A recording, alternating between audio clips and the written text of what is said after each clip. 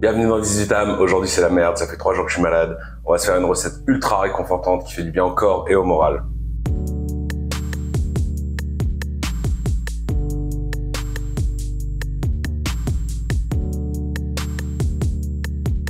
On part donc sur un bol de raviolis chinois bouillis avec un petit bouillon de poule qui va faire ultra plaisir.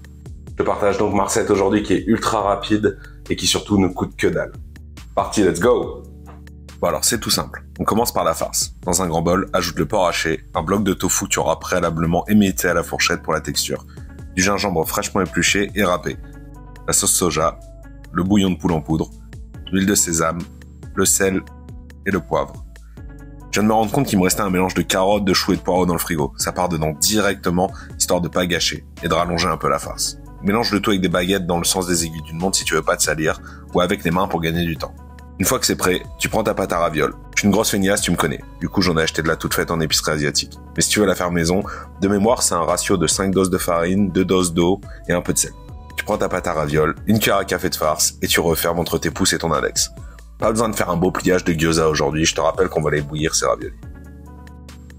Et ensuite, tu recommences jusqu'à ce que t'aies plus de pâte à ravioles ou de farce. Ce sera jamais la même chose. Ça fait au moins 10 ans que j'en fais et moi c'est toujours un peu de farce ou un peu de pâte.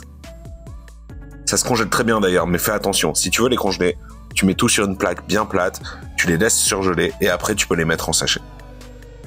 Parallèlement, je prépare un bouillon de poule ultra classique, la petite poudre magique et de l'eau chaude. Je suis malade, hein, je te dis. On a fini nos raviolis, on n'a plus qu'à les cuire dans une eau bouillante quelques minutes. De mon côté, je considère que lorsqu'ils remontent à la surface, je les laisse encore 2-3 minutes dans l'eau. Et voilà. Maintenant, rien de plus simple. Tu prends ton bol, quelques raviolis bouillis, un peu de bouillon, et bim, réconfort absolu. Et voilà, tes raviolis bouillis au porc et tofu sont prêts. Il ne reste plus qu'à les éclater, hein, clairement. C'est ultra chaud.